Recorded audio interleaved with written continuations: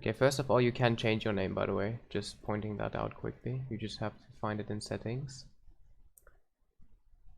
Alright, so what we're gonna do is we're gonna demonstrate some units combinations, because I think one of the main problems we're gonna get to is that you don't understand how units work. Yeah. Yeah, I just have to reselect the map, I think, because it was a safe game last time I played. I don't really know why that is a thing, but it is.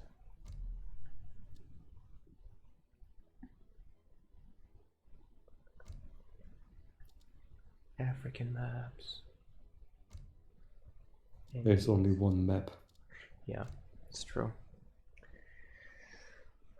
Okay, we just picked port and auto because I think that's very basic civs, and most of you probably use at least one of those two civs.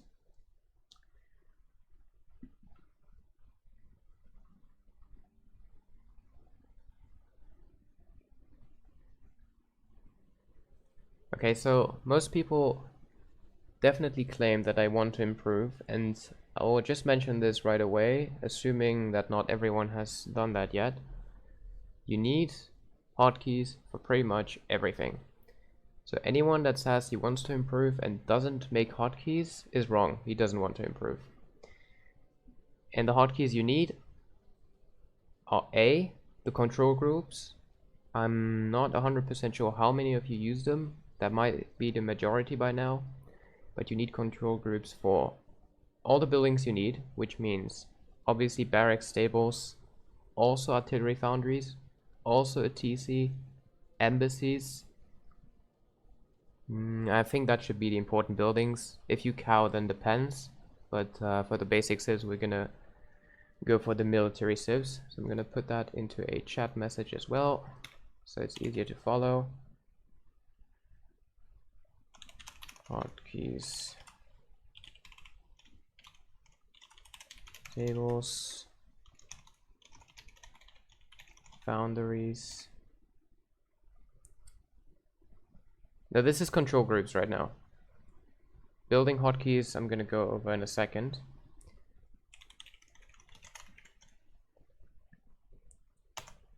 Okay, so the important thing with those is, because what I see some people do is they do build racks and stables and hotkey those, and they also build their foundries, but they don't hotkey them, which leads to you, let's say we just hotkey those, just making some units appear, and then every time you want to queue an artillery piece, you scroll back and click on the foundry. And the thing is, I used to do that for quite a long time as well, but I definitely recommend just getting used to all the hotkeys from the very beginning.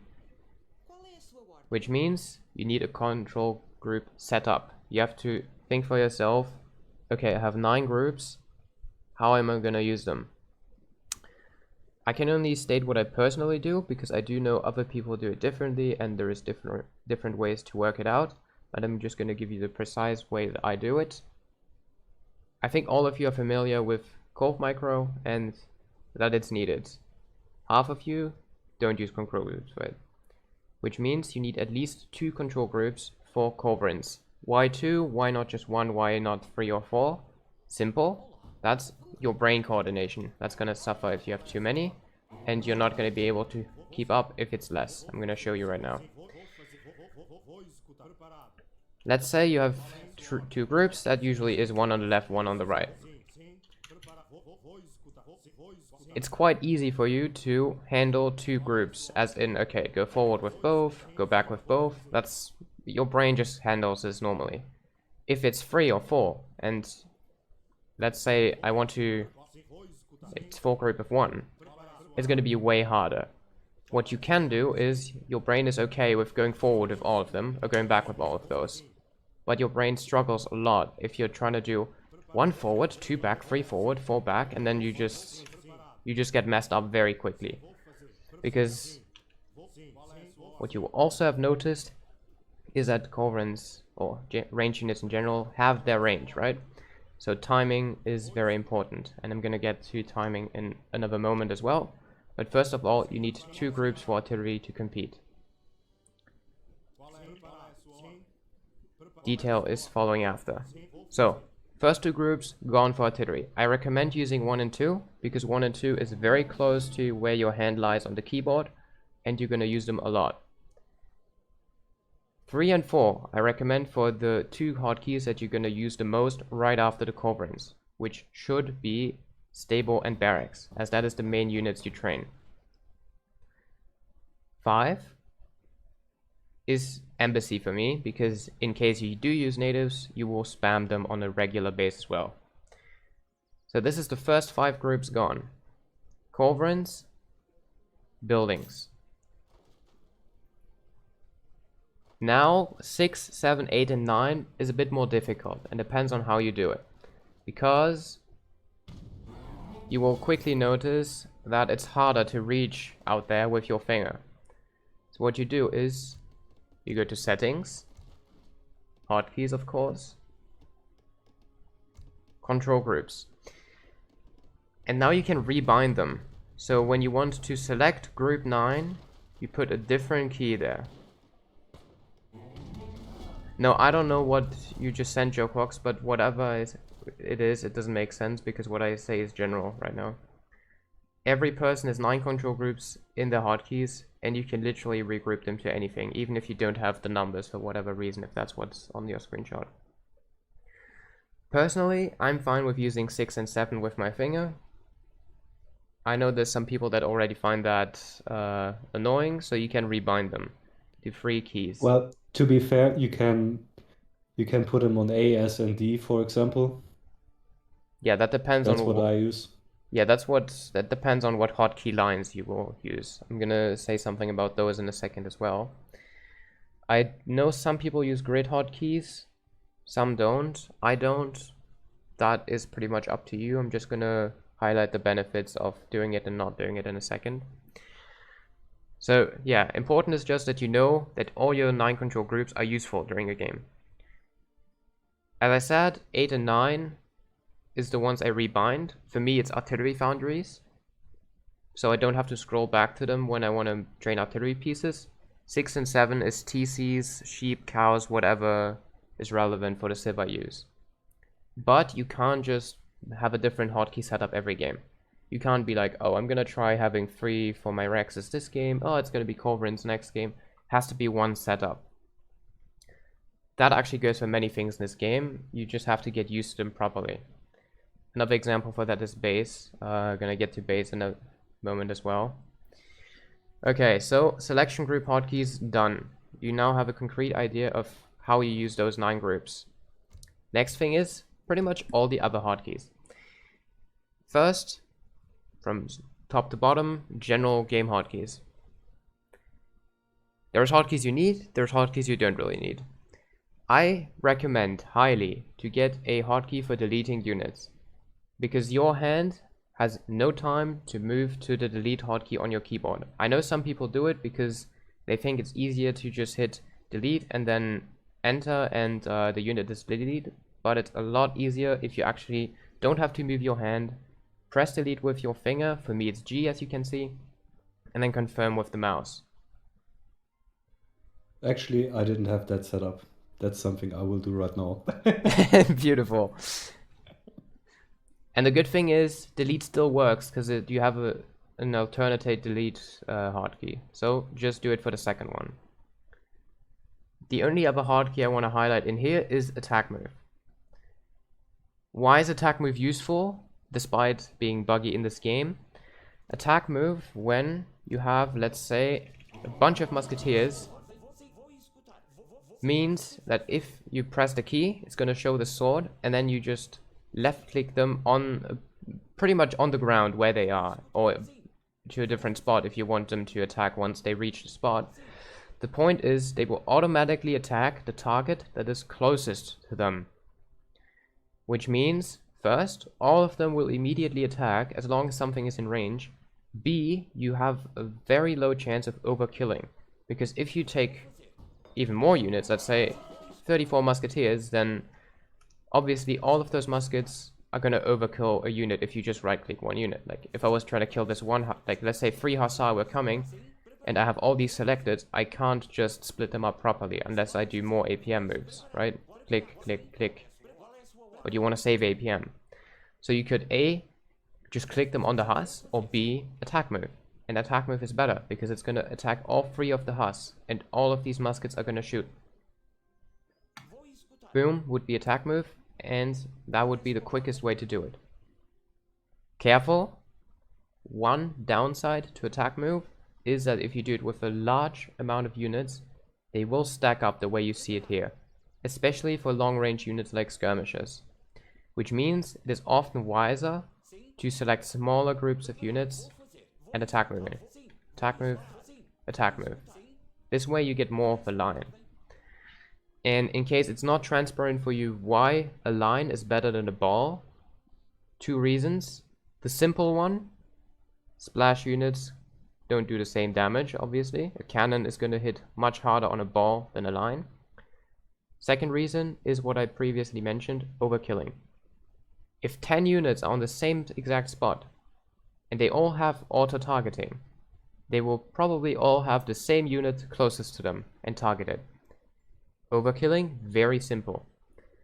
If units are lined up in different positions, the distance to the closest target is going to be different for most of them, and they will target different units. AKA, no overkilling. More effective use of your damage. Okay, so that should be the general hotkeys. I don't think there's any other one to be highlighted. Flare minimap. Yeah, I never use that, even you could, I guess. Next hotkeys, find unit hotkeys. And those are a lot more important already. Find Explorer is, well, for me that's a key that is quite far on the keyboard because I don't really need it. In the beginning of the game I hotkey my Explorer anyway. What is really important is your idle villager hotkey. For me it's tab, and it's tab because tab is very close to where my hand lies on the keyboard. I have no time to click on the thing in the top left corner all game with my mouse, and I have no time to always go to the dot, because I have to move my hand. So idle villagers has to be in range. You could do the same for idle military. Personally, I believe I have quite a good short time memory, which means I will usually remember when I send units to the side. That doesn't have to be given for everyone. Feel free to put this for a hotkey that is also close to your hand. Whatever you have free and didn't use yet. Okay, home city I don't have to mention probably. I think that's default for everyone. Hage, that's kind of in range anyway. Town center is a nice one. And I would keep that on default because it's not super important, so it doesn't have to be super close to your fingers, but it's also quite important, so it shouldn't be on the other side of the keyboard. What does find town center do? Well, finds the town center, okay. First it selects it, B, it brings you to it, okay? So that's important if you want to, well, select a town center so you can control group it, for example. Just want to remake vills without having a TC on your control group. That is pretty much the idea behind it. And I know there is somewhere a setting where it makes it so when you select the key, it doesn't bring you back to the TC. It just selects it, just like it does for control groups. But the one time I tried that, I very quickly ran into issues because it does the same thing with idle villagers. Let's say you select the idle vill, it brings you to the vill, and you see, okay, it's idle because it was building something, I'm gonna send it to coin maybe. But if it selects the vill and it doesn't bring you to the mine, you have no idea where the vill is. And therefore I recommend to keep it this way. When you select something, that it brings you to that.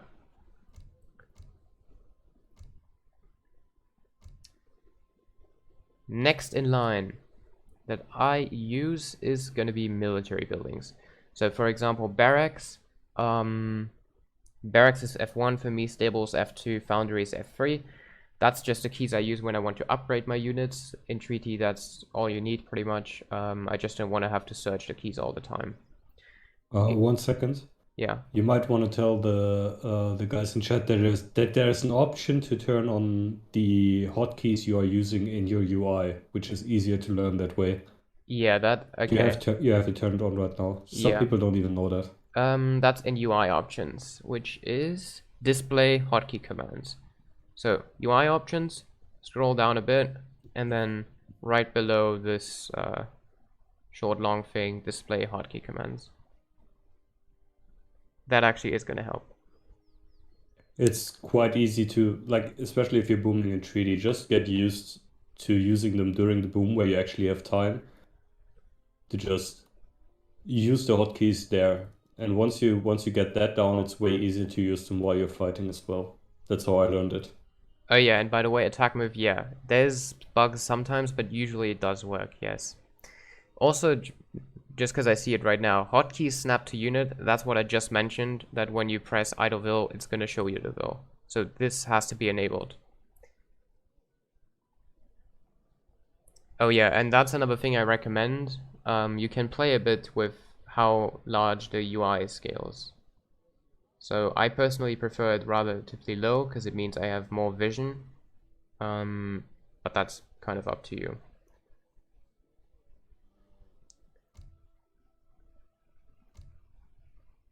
Okay. So back to find units.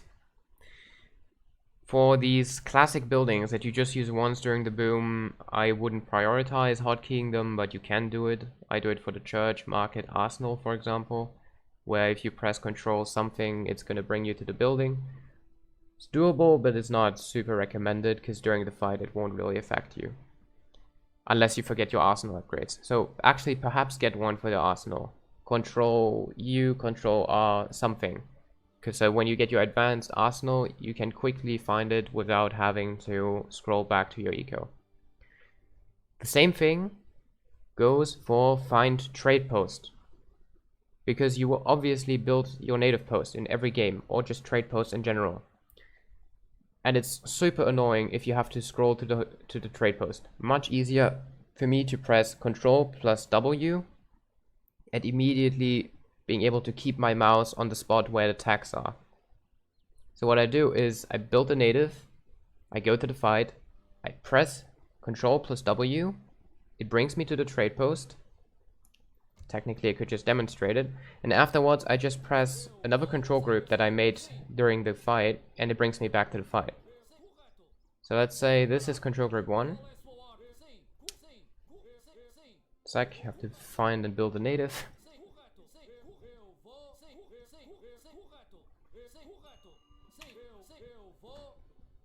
If you can keep up, by the way, guys, which means try to set the hotkeys while I talk. And if it's too fast, as someone said already, you can always rewatch the VOD. But I'm trying to not speedrun it. Can you do this? I hope you don't have any music in the background so you can actually... No, I don't. Okay. Yeah, but I don't need the X marks thing to know where the trade post is. Played this map enough. Alright, so let's say I'm currently fighting, and now I see, because of the line of sight on the minimap, I can see the building finished, okay? So this is how I personally notice when it's finished. I press Control W, it brings me to the native, I know where the tags are that I need, click, and I double tap Control Group 1, and I'm back to the fight. And that's also a thing to keep in mind. Press Control Group once, it just selects it anywhere on the map. Double tap it, it brings you to it. So that's something you can use when you're fighting in split games, by the way. So let's say you FB'd this base and you're currently making units over here, then just double tap it and you're back. Unless you're 100% certain your earlier waypoint is perfect and you want to keep your window here, just select it, make some units and be back to where you're currently at. So far about the selection hotkeys. Let me check if there's any super important one left. The same goes for the trade route, as I said, it also selects that trade post. So you have to be careful. If you have several trade posts, you just have to press the thing twice if you want to skip through the trade posts. Find all military. Those are hotkeys that you can use. I personally don't really do it. Okay, the one super important one is the all famous select same type hotkey. As we all know by now, it's used for pillars. That's how most people run into the hotkey the first time. Default is Control-Shift-A, I think. I personally bound it to caps lock, which is obviously a lot easier. Which means, if we take the wall example, let's say I build this, all I have to do is select a pillar, I press caps lock, I press G, because that's my delete hotkey, and enter. So that's a process that is a lot faster than selecting a pillar, Control-Shift-A, move the hand on the keyboard, delete, and then enter. And the reason why this hotkey is so important is definitely not just deleting pillars. It is that you don't have to double tap. Can you do the speed sheet again quickly? Yep. Oops. Always wins with an S. Yeah, thanks. Okay, so let's It's say... sheeps, by the way. Yes, of course. So let's say this is your army right now. 3 types of units. And let's say you're trying to micro right now. Supremacy, treaty, whatever, you will always have to micro units at some point. And you have an enemy army here. Mostly, you will want to micro units type-wise. And the first thing I see people do is double-click. Double-click selects. But now, check what this does.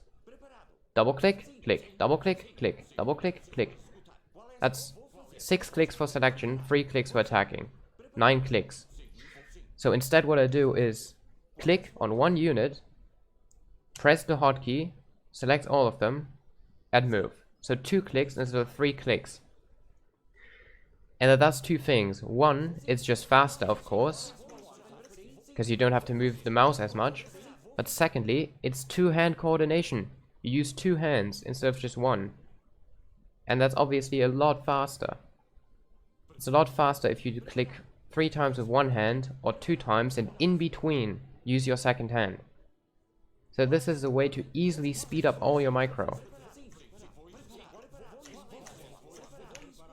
Also, it can simply help you to find all your artillery pieces. Sometimes you don't know where they're at, or they're just spawned. Let's say Corvorans just spawned over here, and you already want to hotkey them, and you're currently in a micro fight. Well, just press the hotkey, all 5 selected, and regroup the 2. Boom, done. The new one is immediately gonna come forward to the right spot. That's select all of the same type, the same one you use for pillars. It's Shift Control A is the default joke works.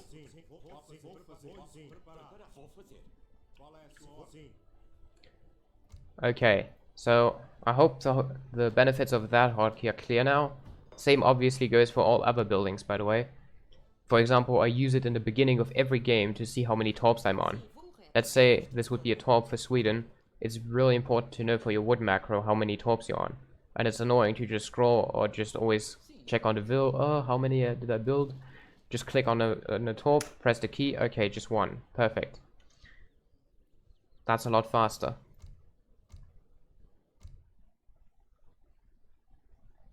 Okay, so that should have been all of those find unit hotkeys that are relevant.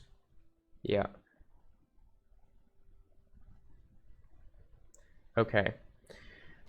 Building construction hotkeys. So here comes the difference between using grid hotkeys and not using them.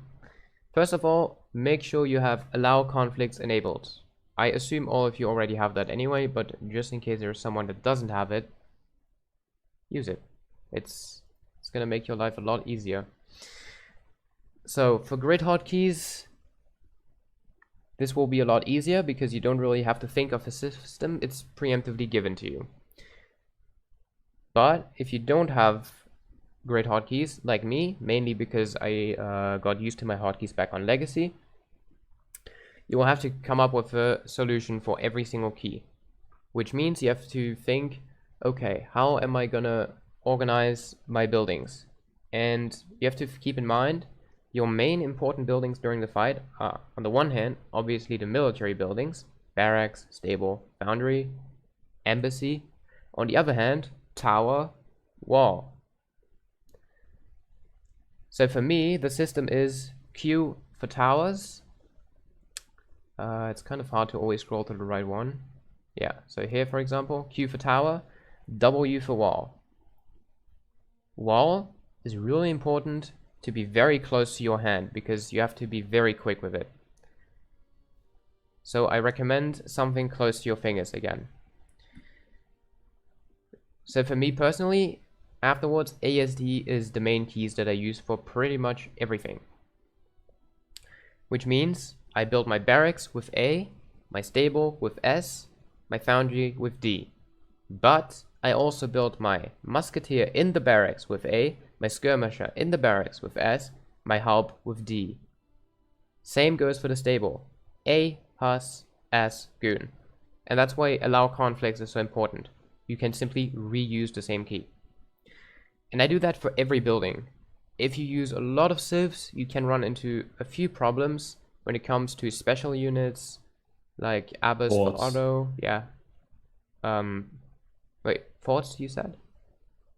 Forts, like building units in forts. Yeah, those you have to set separately, or, well, since there's all the units, you have to find a solution. Yeah,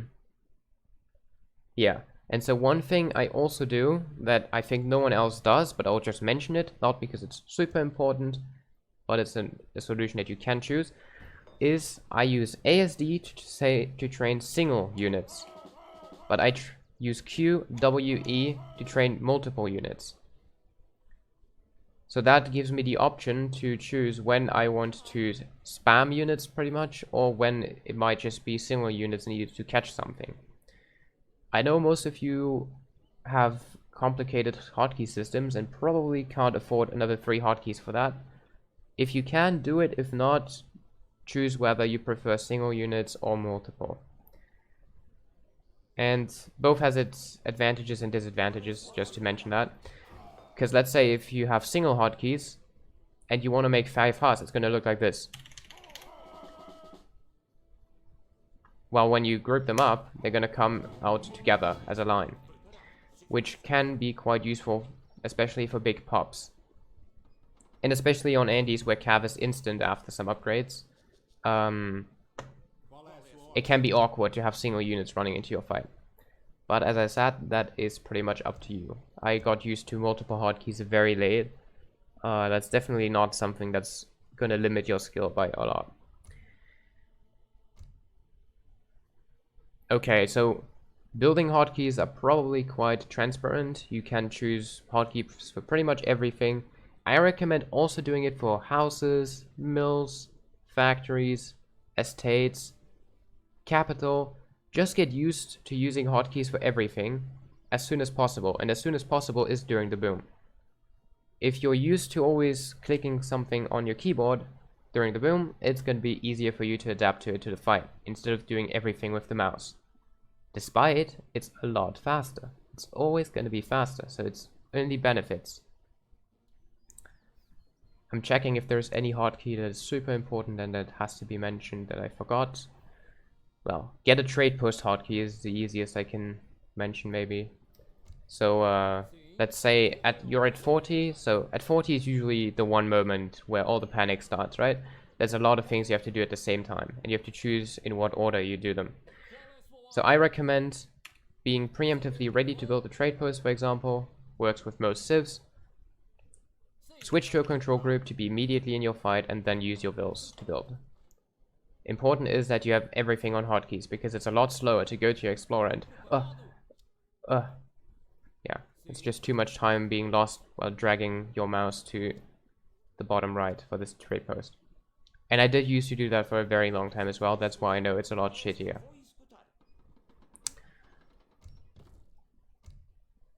Okay, so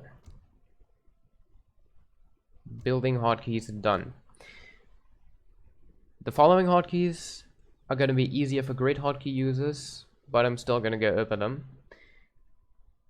Starting with the TC, okay, training villagers, just make it the easiest hotkey. For me it's A, because I'm an ASD user.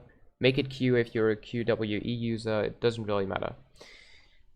You need a hotkey to get your vills back out of the TC, ungarrison. For me that's N.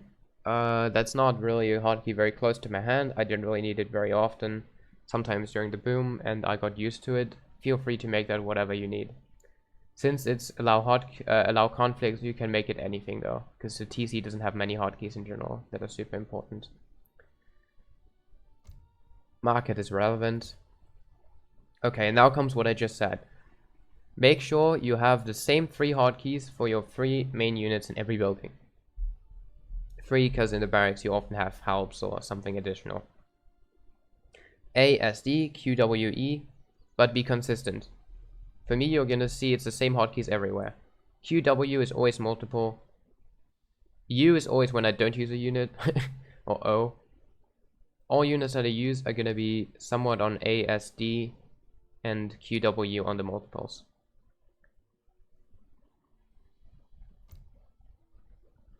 Okay, cowing hotkeys I'll leave up to you. Can make it the same thing, ASD or QW, whatever you feel like.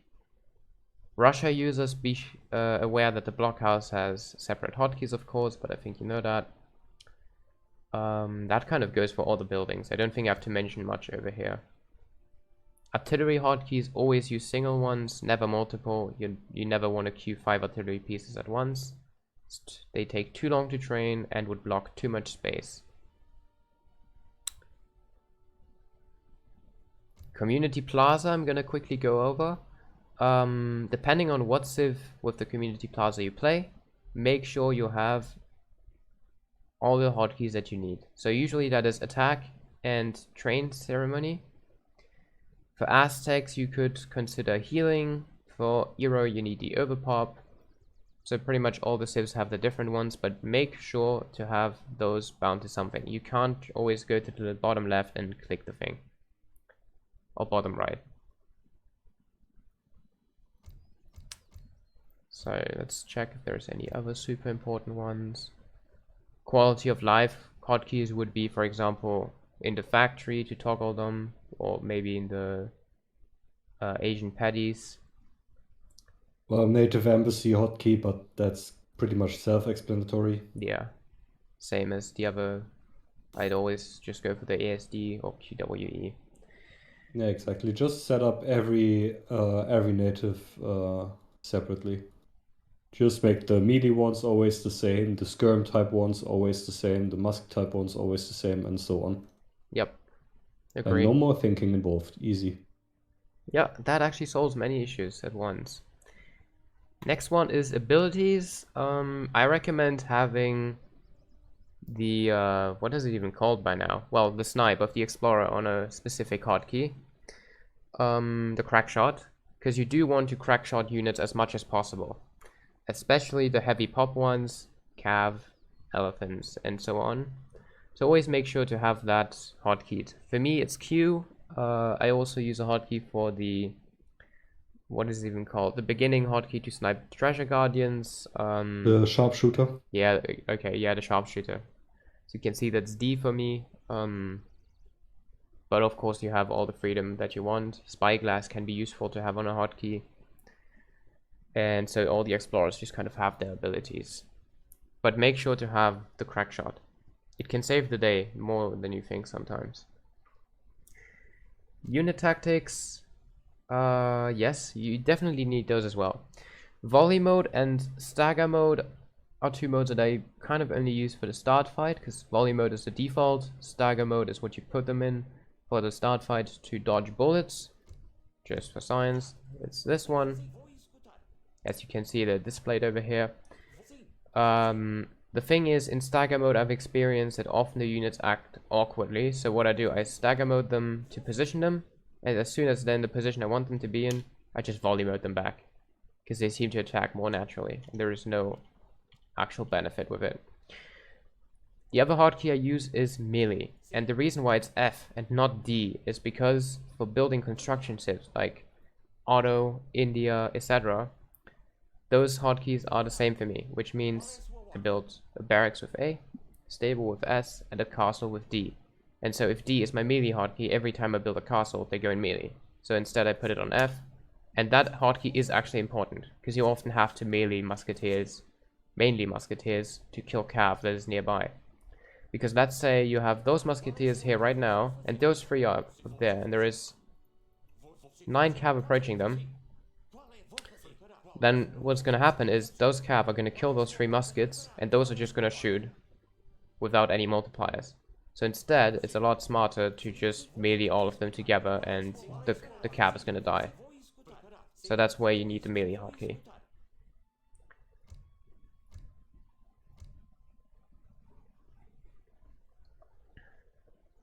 Unit tactics.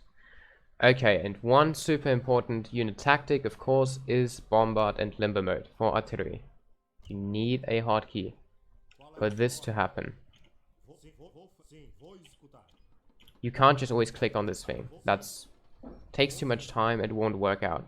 So get a quick hotkey for this as well. It's just A and S for me. Just use the classic ones that you always use.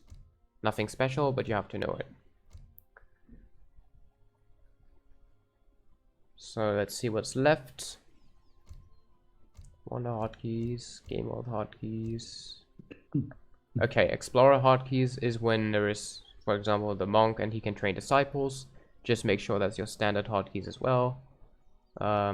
Shogun and daimyo, of course, kind of works in the same way. Just make sure you have them in the right way. So A for the daimyo is Ashi for me, S is Yumi, D is Cav. And so on. Just the basic ones. One hotkey that I want to mention quickly for the control groups is the unbind hotkey. And some of you will be familiar with this already, some won't. Mainly this goes for Cove Micro. And I use space because I got that hotkey from Ziv originally, and space is pretty much the only thing that isn't used already on the keyboard. Space is very easy to hit, and basically what you do is when you have too many culverins on one group, too many as in 2 culverin shots is what it takes to kill a cove, but you have 4. So if you shoot 4 with 4 on 1, that's an overkill. So what you do instead is you move forward, select 2, ungroup them, shoot, and as soon as you repress your hotkey, it's just going to select the leftovers. I'm bringing some coves, you can show it. Okay, yeah, let's do that.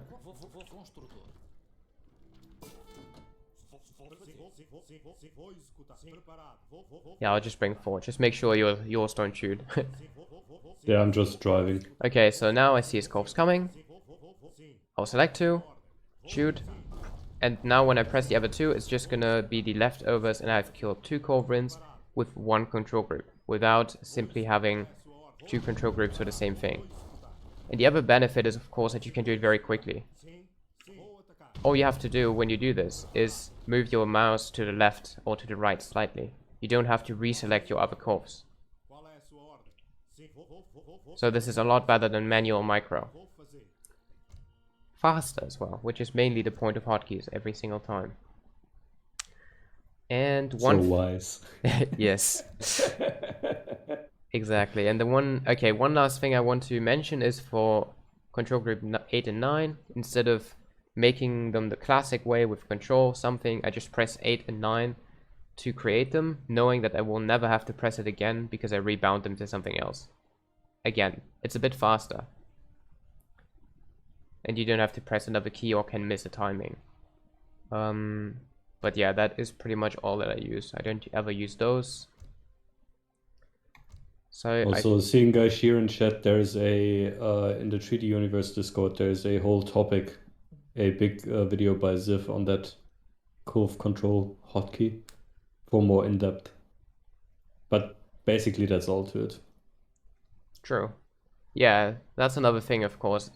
For advanced players, I recommend always reading all the topics that are in the Treaty Universe Discord. I have a feeling some people that joined the Discord late kind of overlook that that is what the Discord is originally made for. There is literally tons of information, and often I see people debate in the general chat about things that are very well explained just a few threads below. So make sure to read that.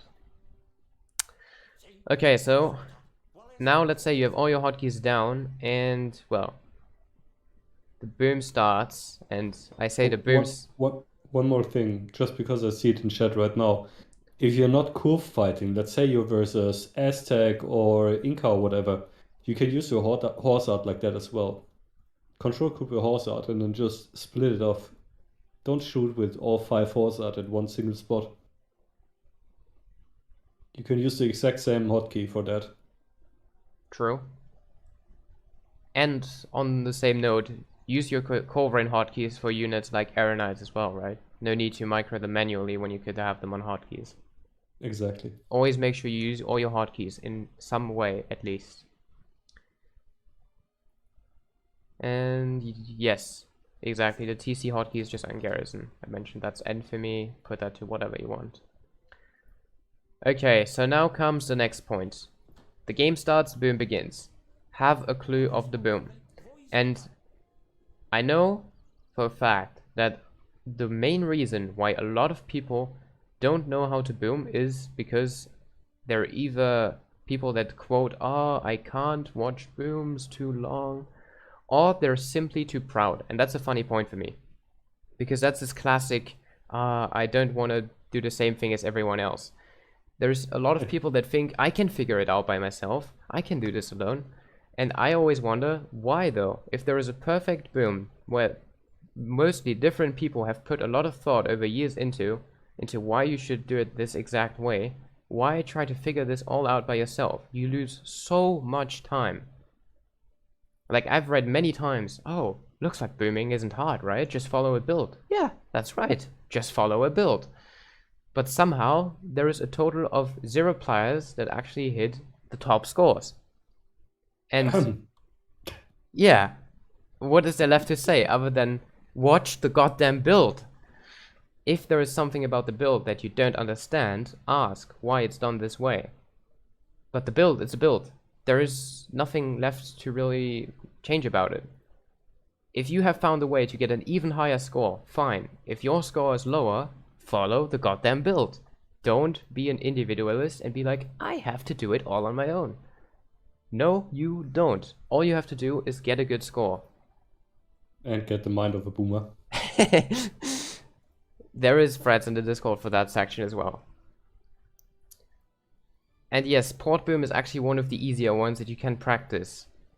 Practice as in, there is obviously a few small tricks during the boom that I have specific boom videos for that you just have to search for on my YouTube. I think port is actually one of those, where I explain how to hunt. Those are things that I explain in those videos, but that you will always see me do. I just mentioned this because I assume there is players that won't understand why I do certain clicks. But I'm pretty sure I have explained everything in regard to booming in some video already. And just because I see the comment right now, FF better or fast H2 for port, that's a pure mathematical calculation, and you should just follow the build and trust that it's optimal. You have to simply take in count, fast H2 means you get faster second TC, faster wills from that second TC, faster market upgrades from H2, versus faster H3, faster upgrade cards, faster third TC. And you pretty much just have to try out, unless your brain can quickly calculate how much that is precisely, and experience has just shown second TC is better. That's all I can really say. Feel free to do that, guys, yeah. My mods can do that. Want to show them a boom? Because there's already 100 gameplays of boom guides. You just have to look at them and take your time. You just can't always skip them and be like, oh yeah, and I'm gonna do this myself anyway. Because often when I stream, I ask, what civ do you want me to play? Then people say, oh yeah, this civ please, I want to see the boom. And then 3 days later, they ask for the same civ again for the same reason. Which just proves me, they ask for a boom, but they don't watch it. For whatever reason. Watching 40 minutes is long. Yeah, I was busy, I was distracted. Then don't claim you want to improve. Okay, so far about the booming. Fighting is a bit more complicated, because it's not just copy-paste. Booming is copy-paste because nothing can happen to you. Fighting is less copy-paste. And it pretty much starts with the start fight. I actually got a lot of questions regarding the start fight. How do I make my army? Where do I put my army? And that has to do a lot with very basic logic, but I'm going to try to break it down. So the first thing you will look at before you start making a single unit is, what am I up against? Second thing you always look at is, who am I up against? Let's say Waifu, because he's here. when you have previously played already against Waifu, you will know he likes to cheese. So expect a cheese. I'm pretty sure by now he probably has started with, let's say Sweden, his main civ, with cheese start armies more often than normal ones. So 100%. Expect cheese ones when you go up versus him, and don't ask me, is he gonna make 10 culverins? Have you seen him do it before? No? Okay, then he probably won't do it again. Perfect example would be Dougie right now in chat, playing versus me 100 times on France and still being surprised by the Huss start. Just saying. Yeah. And now I will come to, first, how do I position my units, then what units precisely do I make. The where do I position my units is very intuitive. There is only two things that you have to pay attention to. One, is my army going to be larger than his? If the answer is yes, play aggressively. If the answer is no, play defensively. The second thing you have to take into account is, what type of units do I actually have? Do I have melee units? Oh, then it's probably quite good if I maximize their use by putting them close to the enemy army, so they have to walk less. If I have long range units, keep some distance, so the enemy units with maybe shorter range have to walk before firing. And then, okay, I will show you what I see some experts do sometimes. The beauty of having no clue how to line up. That's when I see this.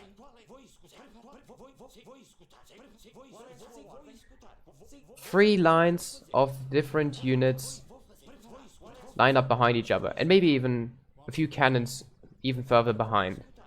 What on earth are all those units in the back going to do when those front units are being attacked? Make sure your entire army can attack.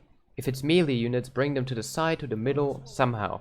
Make sure your entire army at 40, when the 40-minute mark is reached, shoots. Cannons close enough behind so they shoot.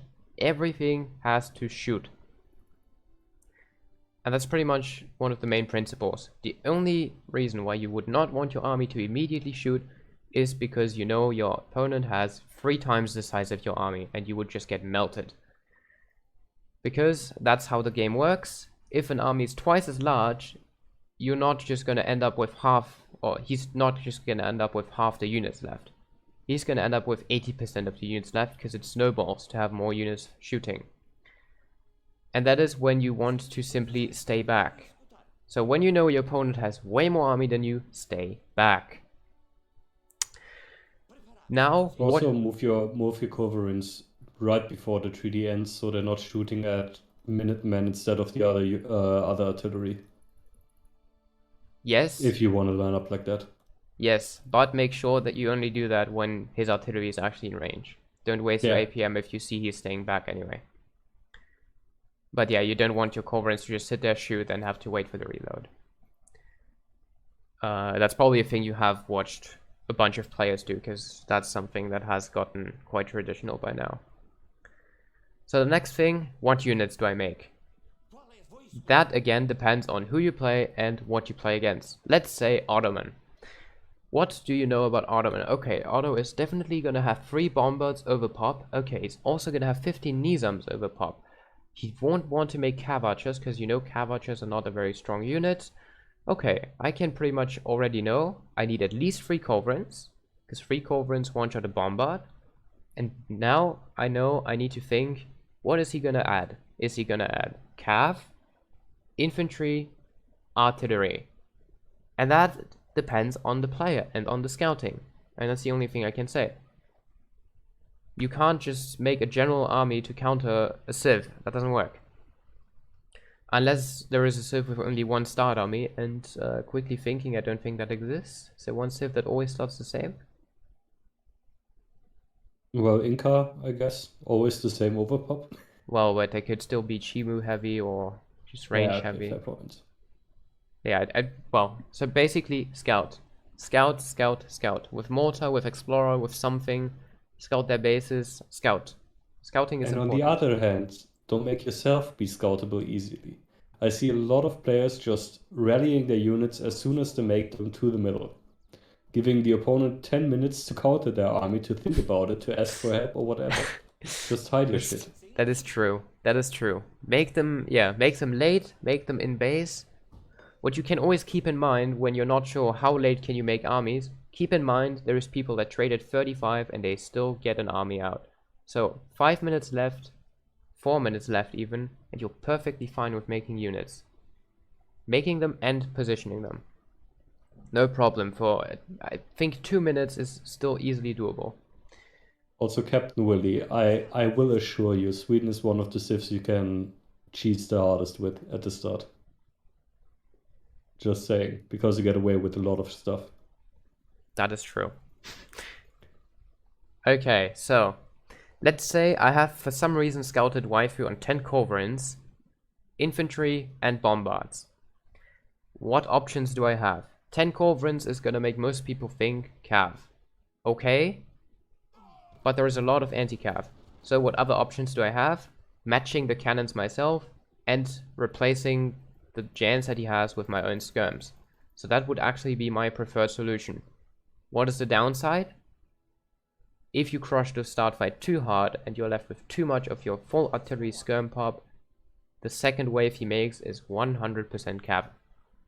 So you always have to keep in mind, maybe making some anti-cav early could be good, preemptively knowing that cav is going to be his first reaction. But there is no larger secret to what units to make. It's literally just scouting. But one thing that I do want to mention is when you scout, how do you precisely react? Because when you see 50 skirms, there is a huge difference between reacting with 10 Hus, 20 Hus, or 30 Hus. You have to keep in mind how much pop your opponent has invested into what unit type. And that is why in the next section I will go over what unit type is how effective against other unit types. Because I did make a video on that already, but I think either the relevant people didn't watch it or didn't understand it, because there is still very wrong approaches being made. If you see 20 skirms, the reaction is not 30 Hus. That's never the reaction. Because that means there is 70 more pop that could be anything that counters cav. So, okay, before we go over to exactly that point, I'll just quickly make a point about positioning your start army that I didn't make yet, because I just saw the when do you make full infantry comment. What could full infantry counter?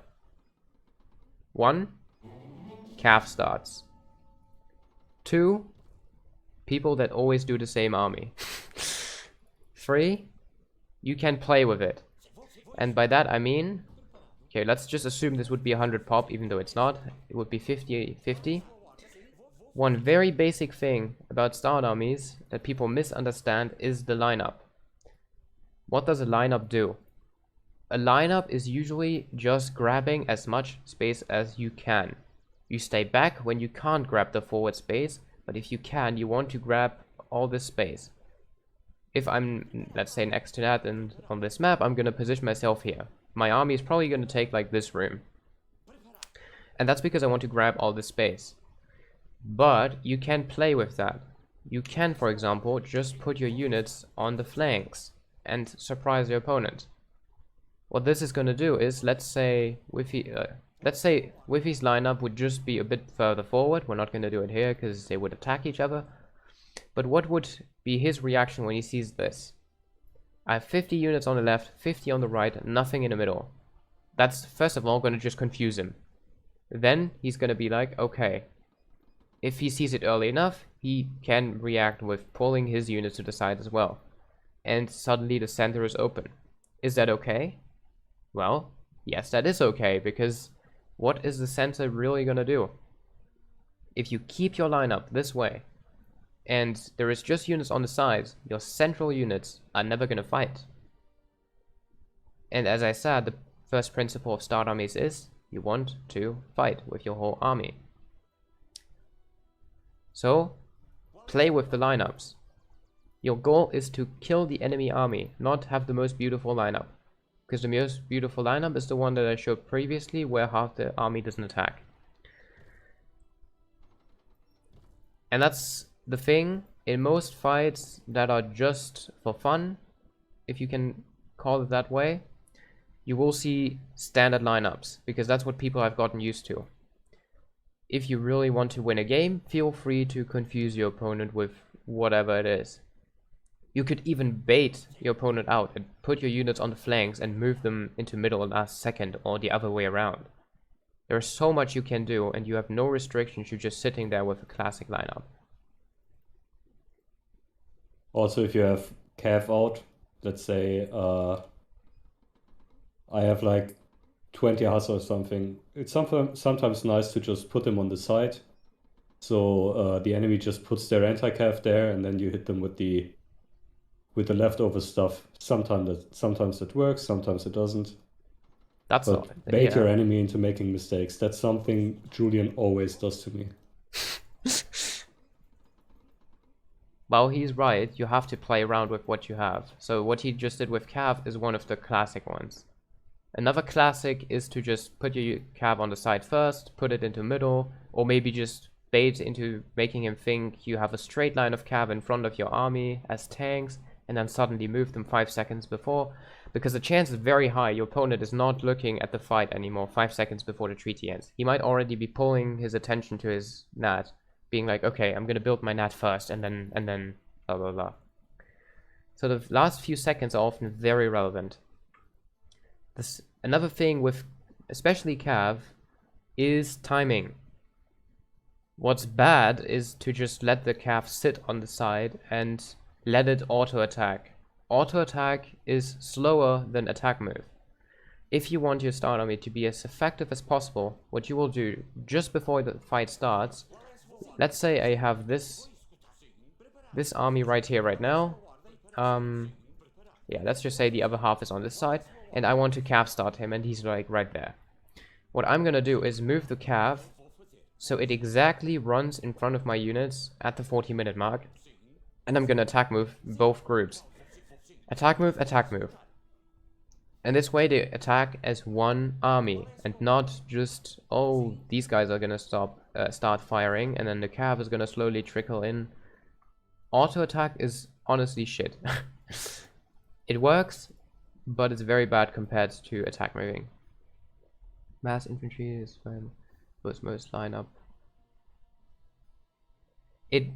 Yeah, that's the thing. Does it work versus artillery? Practically, it mostly works. Should it work? Not really. No. It only works because most players don't have the APM, the attention, or the clue of what to do when they see it.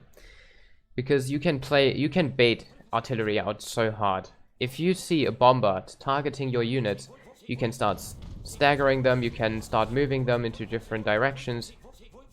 You can play around. If the guy isn't paying attention, it's mostly gonna work. And Or you just send a single Huss forward or something like that. exactly.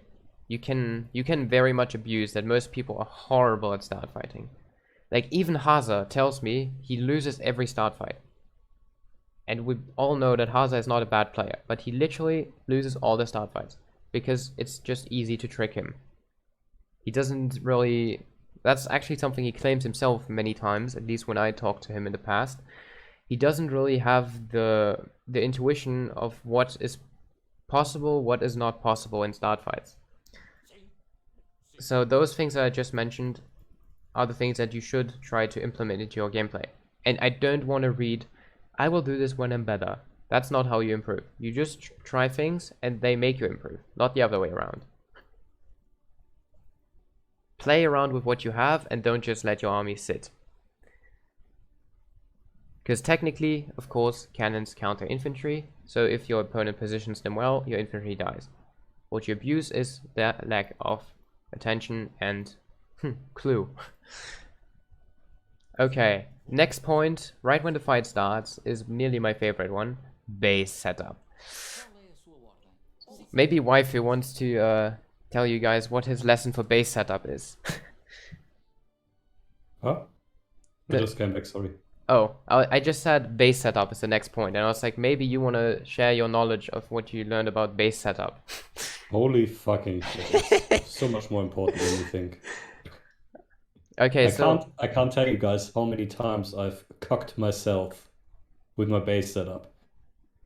It's, first off, building as close as possible to the fight is open for interpretation. As close as possible doesn't mean physically put your building inside of the enemy's army. Leave some space, leave yourself some space to actually position your army. If I build right here where I'm building right now in the middle, and let's say that's an artillery foundry, and I put out any piece of artillery, it's immediately going to be shot before I can even control it. But instead, if I actually have it further back and have some space to maneuver and actually use my units properly before they engage, sometimes it's suddenly it's a whole different picture. So yeah, basically 2 barracks in the middle, 2 stables left and right, 3 foundries in the back, easy, and leave yourself space. You don't need 500 barracks. Well, with some civs you do. I was gonna say, make 4 maybe with auto, but pretty Yeah. much all he said is very accurate. And I want to point out the base that he just built is the optimized one already. And the reason why it's optimized is, 1, you want your infantry to mostly be central. Why? Because you want your artillery to be perfectly protected. And the center is usually where you position your artillery as well, so you're going to want your infantry between your enemy army and your artillery. Step 2, stables. Why on the sides? Because the sides are the points where melee units like cav are going to attack, but also the point where only very few of your opponent's army is going to auto-attack them. That's the same thing that I just mentioned in the start army. If you have a whole line of army and cav comes from one side, only the right side units are slowly going to auto-target them. Well, if you send cav through the middle, which you could do if you wanted to simply tank, all units are very likely to fire at them. So you have to Also, the pathing is going to be horrible. That is true. In the middle. The middle pathing is always brilliant. So, I mean, if you move your army forward, I don't have any units shooting you. Just to give an example why those side stables are so much better. yep. If he's moving his army forward and I have a stable clearly on one side and I'm constantly spamming from one side, why should he not put all his anti-cav capabilities like melee natives or goons or whatever he has on the side where my cav is constantly coming from, or even just wall there, whatever. If I'm actually flanking him from the sides, it's not as easy to predict where the cav is coming from. Yep. Or as easy, rather. Also, you're like, if he has artillery on his right side and I'm spamming from my right side as well, seeing as it's mirrored, I just have to run across the whole open ground to reach his artillery or his skirms or whatever is there. Give yourself the option to actually optimize your cavalry. Yep. And the one unit that you always want to send through the middle is the one that is supposed to tank. Your explorer/explorer dog. So only units that have the only purpose to fully tank are the ones that you send through the center. Next point, artillery foundries. What Waifu did is pretty much already the basic solution I give. When your artillery pops out, of course, as Waifu said, you don't want it to immediately be shot. 2, you want usually time to unpack it, position it, hotkey it. So give yourself that time by building artillery foundries a bit back. Same thing as for all the other units that I previously mentioned goes for Coves too though. Coves should be on the flanks, the horse artillery in the middle. So get your Cove buildings on the sides, get your horse art building in the middle, and easy waypoints. The reason why corps on the sides are better than corps in the middle is very easy as well. Just make 6 culverins in the central as one central line with you. I'll put mine on the side.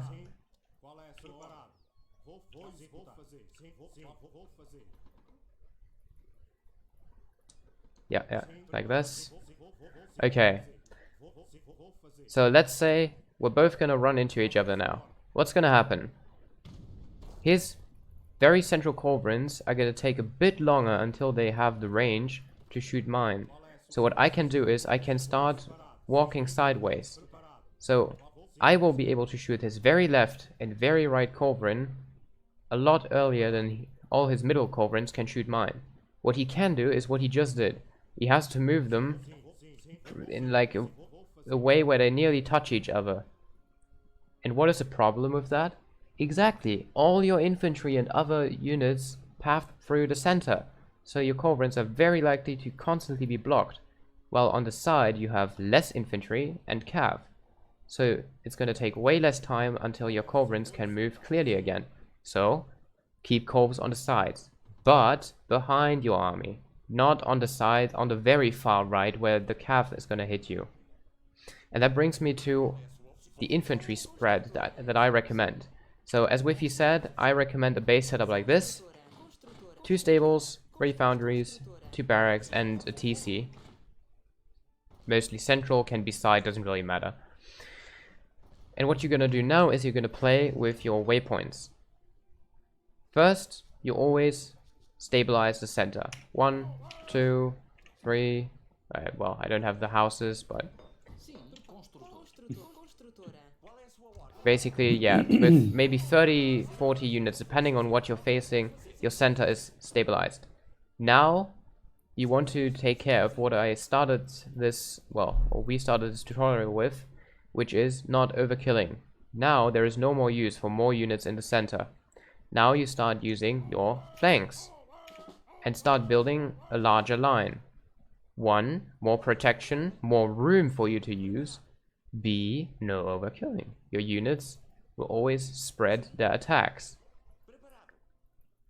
For example, if he's moving forward now, sorry for interrupting, if he's moving forward now, my 4 horse art in the middle are basically just going to shoot what's closest to them, meaning they're all concentrating on the small blob in the middle, and all the flanks are untouched by my horse art, which in theory should counter them. So if I'm not paying attention to the horse art, he'll just walk forward, I waste all my shots in the middle and all the sides go unharmed. Yep. Which is basically the whole point of having a wide line. And now quickly the answer to this, because if you see this line against you, it's not like the game is suddenly over. There is 2 things that you should do immediately. The classic one is backing up, because when you realize your position is a lot worse than your opponent, and I know a lot of people struggle to realize, when is my position worse? When you have enough experience of the game, you will realize more quickly and more quickly when your army is losing. When you don't, you need hints, and a simple hint is when my unit spread is not as large as my opponent's one, and I don't have 6 horse art versus 0 to compensate it.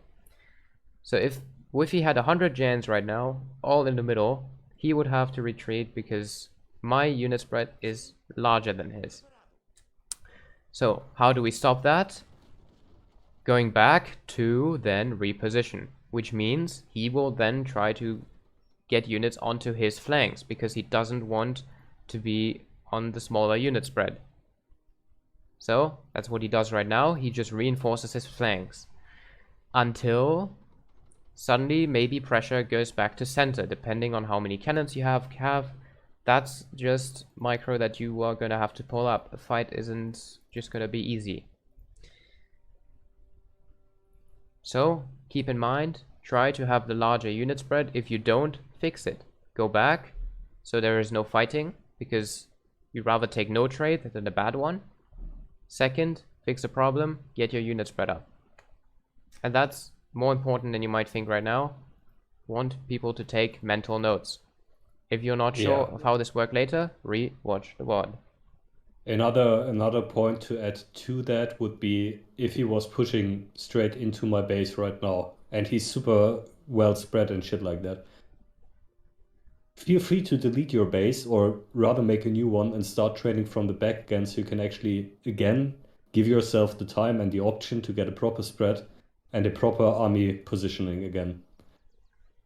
That's something you'll see a lot of times, or even I see a lot of times versus normal players.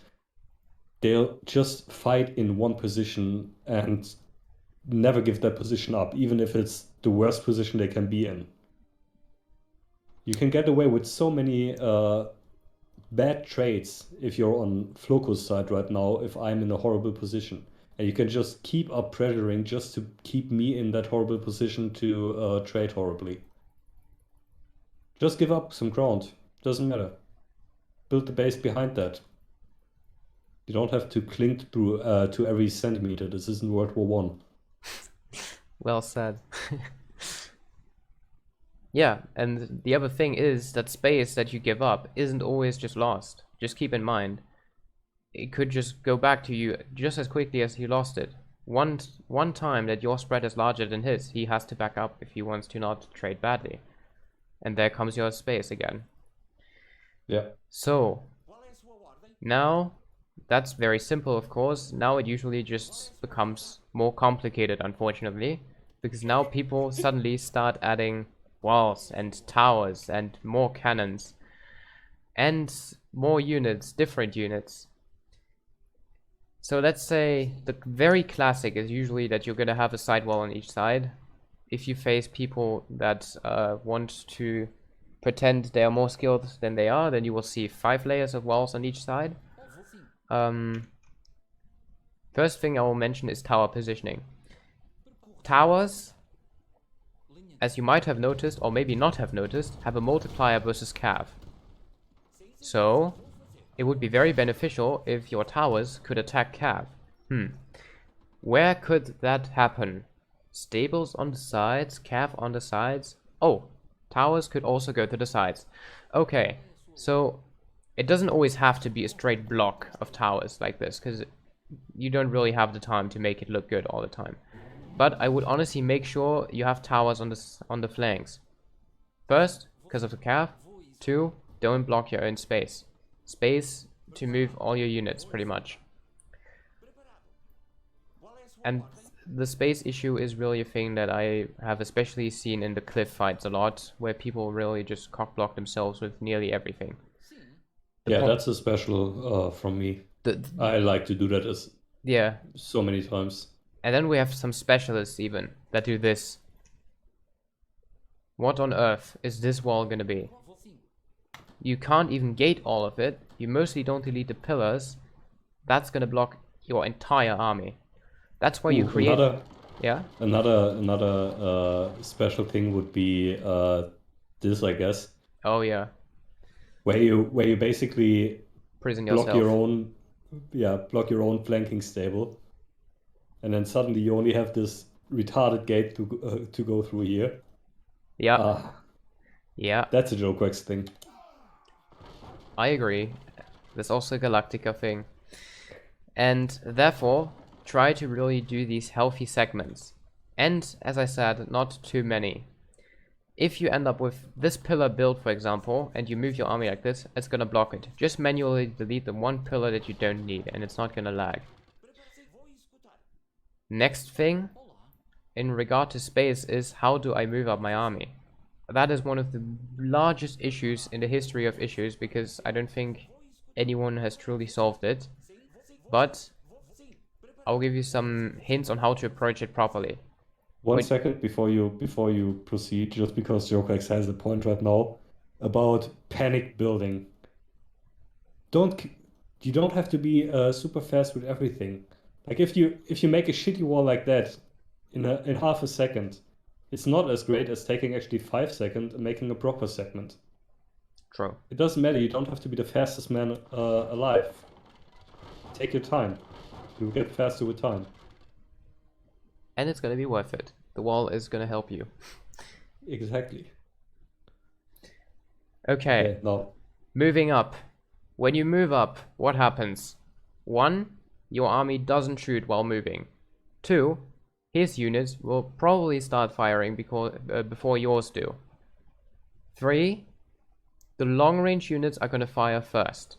So, what comes to mind? Okay, when someone is sitting here with skirms, let's imagine those giants were skirms. It probably is a horrible idea to just move musketeers into their face. You're gonna lose half your army before you start firing. Then you might be, okay, he sits with skirms, I'm gonna just send in cav. But then you see he has goons, towers, walls, somehow it's very awkward. How do I even move up? Pushing is impossible. No, you will do the same thing. You will start moving up your long-range units. You will start with your cannons. Culverins first, maybe mortars to siege. And what you do with culverins is A, you try to snipe his artillery pieces. B, you can do the most annoying and funny and still effective thing on the planet. Shoot the most forward of his units. Look what happens. They just start running forward. You force your opponent to micro or lose units. Just make it more messy. And at some point, if you do this again and again, he will just decide, man, I can't do this anymore. He's just gonna start attacking again, and you're gonna have your close-up fight again.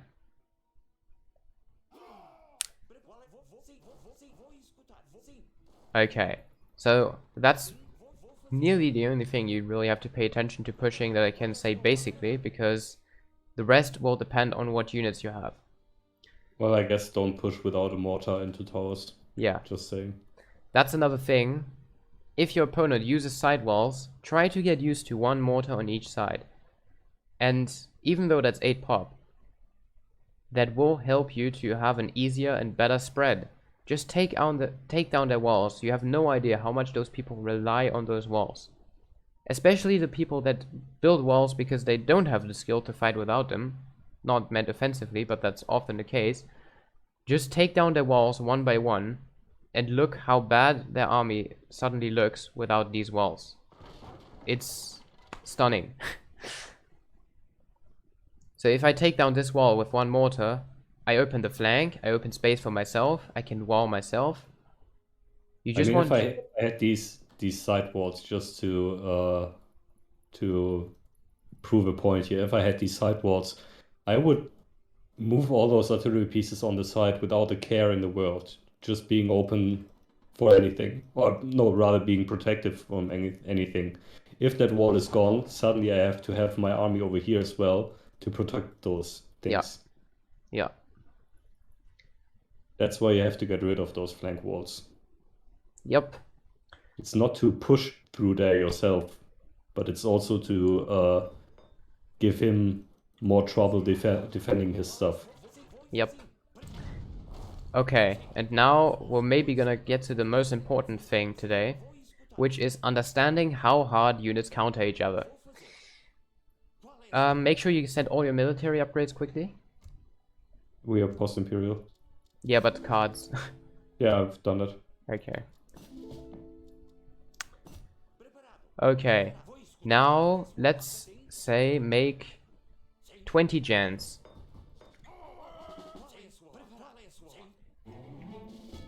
You got them?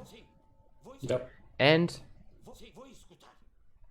wait, my Castador attack seems so high. How do I have 44 Castador attack?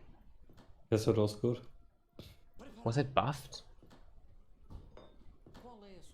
Wait, it's better than it should be. It's way better than it should be. Maybe something to do with the post-imperial setting? Weird, but okay, yeah, whatever, we'll just do it. Okay. Just fight gens versus Castadors right now. And pay attention to how long it takes until the Castadors win. You ready? Yeah. What? Why aren't they shooting? Yeah, so of course muskets are still gonna kill some Castadors, but the expectation would be that the skirms win. But keep in mind, skirmishers are usually lower HP units, so definitely do pay attention to keeping them back. The point is, we spent like 20, 25, nearly 30 seconds now on getting rid of those. So if you're high musketeer versus high skirm count army, that is still going to be, even though it's a bad trade for the musketeer player, that's a trade that takes a bit until it's finalized. Like, it takes a bunch of skirm shots to kill musketeers. Now, let's say I have 20 castles again, make 10 Hus. Without the gens? Yeah, without the gens. And just kill my castles.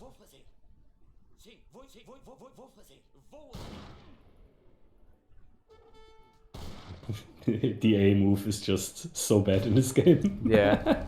Oh shit. Like progress. The point is, these castles die so much faster than the gens did. Which tells you it's a high priority of yours to make sure you're not being countered by Cav right now. And the reason is simple. Cav has half the fire rate, so it attacks a lot quicker. So you always have to make sure melee doesn't kill you. Melee is the most important thing to not be countered by. So when I see someone have 50 musketeers and 10 Hus, and I know I only have 50 skirms, I don't make more skirms because I'm like, oh yeah, he has 50 musketeers, it's fine. You make anti-cav because you're scared of the Hus. That's literally how you do it. You literally just approach your screen from the bottom to the top if you rotate your screen this way. Take care of what's closest to you, then take care of what's well, with more distance to you. The same thing goes for goons. Let's say I have 10 goons, just make 10 Abbas, I guess. Maybe Abbas are a bad example, but still. Abbas are obviously like the weakest goon ever, but they're still, I mean, they're cheaper than goons, so it's still a cost-effective trade. Yeah, just attack me. This is port goons as well, so this is quite a funny trade now. Because I think port goons actually don't do horribly, but as I said, Abbas are a lot cheaper, so it's still cost ineffectively. Especially if you keep gens in front. That's, by the way, one of the reasons why I always thought Abbas should be buffed, because this is way too close, even though Abbas win.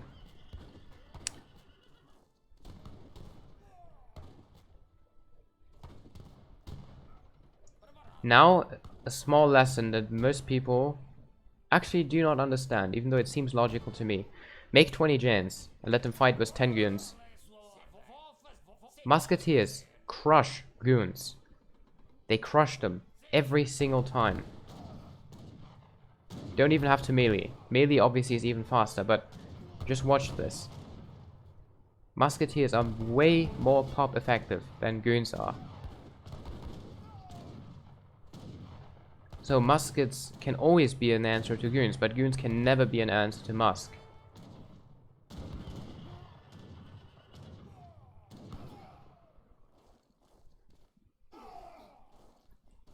Okay. So, let's see. Do we have another really important one? Because I think the musk skirm and the cap Musk versus Hus skirm or skirm goon? I mean that... Well, we can do, but I think that mostly depends on the position anyway. Yeah, okay, fair point. Always depends on who attacks first. I've tried to do that with Scarlet a time ago, but I don't know. The tests always seem to just depend on who hits first and who has the better attack move, and it didn't really seem natural. The point is, melee is the most relevant one, and you have to take care of your melee first. And now, that was a lot of input, but that's not going to immediately make you improve. Now you're going to have to practice. And after every game you play, the game is nice enough to support your efforts, actually, of improving. It saves the game. You can re-watch it and look at your own mistakes. Because that's another thing. Most people are very good at telling when something bad is going on when watching, but horrible at telling what they did wrong when playing. So, every person that actually intends to improve will rewatch a game after playing it, unless they think they played it immaculately and it was the easiest game of their life. Especially if you lost a game, rewatch it and check what went wrong. If you're not sure afterwards, ask someone who should know. It doesn't always have to be me. There's a lot of people that can help you observe properly. But make sure you know what your mistakes were, because otherwise you're going to make them again. And that's pretty much the reason why most people don't improve, or just to a certain point. At some point, they either stop to understand what went wrong, don't ask what went wrong, or simply stop giving a fuck because they think there is no way to understand what went wrong. If a person makes the same mistake over and over again, one of these things has happened, and that's not how you improve. Improving fast literally means, yes, you spend time practicing, but you also spend time checking what went wrong.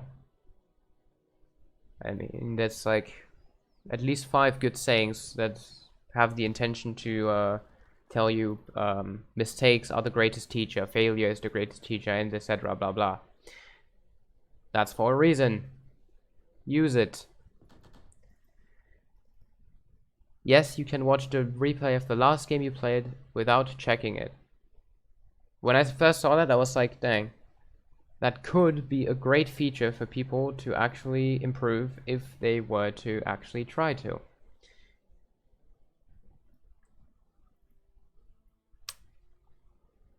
Okay. So I think this pretty much addressed most people.